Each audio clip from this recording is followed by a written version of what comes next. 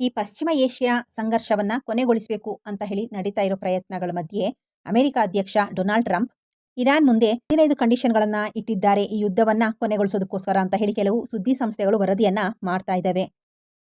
ಈ 15 ಕಂಡೀಷನ್ಗಳ ಪ್ರಸ್ತಾವನೆ ಅನ್ನೋದು ಅಧಿಕೃತವಾಗಿ ಬಿಡುಗಡೆ ಮಾಡಿಲ್ಲ. ಆದ್ರೂ ಕೂಡ ಇಸ್ರೇಲ್ ಮಾಧ್ಯಮ ಸಂಸ್ಥೆಗಳು ಚಾನಲ್ 12 ಈ 15 ಕಂಡೀಷನ್ಗಳನ್ನ ವರದಿ ಮಾಡಿದೆ.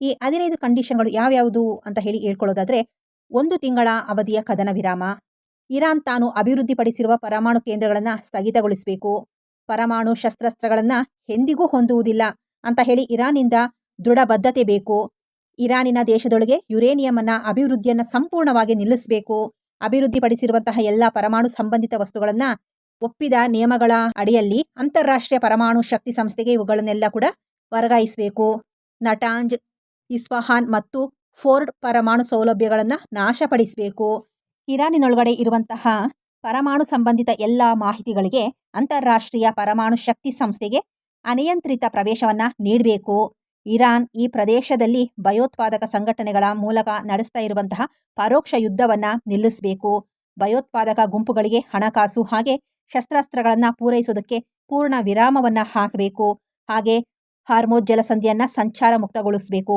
ಇರಾನಿನ ಕ್ಷಿಪಣಿ ವ್ಯಾಪ್ತಿ ಹಾಗೆ ದಾಸ್ತಾನುಗಳ ಮೇಲೆ ಮಿತಿ ಇರಬೇಕು, ಇನ್ನು ಇರಾನಿನ ಮಿಲಿಟರಿಯನ್ನ ರಕ್ಷಣಾತ್ಮಕ ಉದ್ದೇಶಗಳಿಗಾಗಿ ಮಾತ್ರ ಸೀಮಿತಗೊಳಿಸ್ಕೋಬೇಕು, ಇರಾನಿನ ಮೇಲೆ ವಿಧಿಸಲಾದಂತಹ ಎಲ್ಲ ನಿರ್ಬಂಧಗಳನ್ನ ನಾವು ತೆಗೆದಾಕ್ತೀವಿ ಅಂತ ಹೇಳಿದ್ದಾರೆ. ಹಾಗೆ ಬುಷೇರ್ನಲ್ಲಿ ವಿದ್ಯುತ್ ಉತ್ಪಾದನೆಗಾಗಿ ನಾಗರಿಕ ಪರಮಾಣು ಇಂಧನ ಯೋಜನೆಯನ್ನ ಅಭಿವೃದ್ಧಿ ಪಡಿಸೋದಕ್ಕೆ ಬೆಂಬಲ ನೀಡ್ತೀವಿ ಅಂತ ಹೇಳಿದ್ದಾರೆ. ಇನ್ನು ನಿರ್ಬಂಧಗಳನ್ನ ಸ್ವಯಂಚಾಲಿತವಾಗಿ ಮರುಹೇರುವ ಸ್ನ್ಯಾಪ್ ಬ್ಯಾಕ್ ನಿಬಂಧನೆಗಳನ್ನ ತೆಗೆದುಹಾಕೋದು ಅಂತ ಹೇಳಿ ಈ ಕಂಡೀಷನ್ಗಳನ್ನ ಶ್ವೇತಭವನದಲ್ಲಿ ವರದಿಗಾರರೊಂದಿಗೆ ಟ್ರಂಪ್ ಮಾತನಾಡಿದ್ದಾರೆ. ಇರಾನ್ ಪರಮಾಣು ರಹಿತ ಇಂಧನ ಹಾಗೆ ಹಾರ್ಮೋಜ್ ಜಲಸಂಧಿಗೆ ಸಂಬಂಧಿಸಿದಂತಹ ದೊಡ್ಡ ಉಡುಗೊರೆಯನ್ನ ನೀಡಿದೆ ಅಂತ ಹೇಳಿ ಹೇಳ್ಕೊಂಡಿದ್ದಾರೆ. ಆದ್ರೆ ಈ ಬಗ್ಗೆ ಅವರು ನಿರ್ದಿಷ್ಟ ವಿವರಗಳನ್ನ ಹಂಚಿಕೊಂಡಿಲ್ಲ.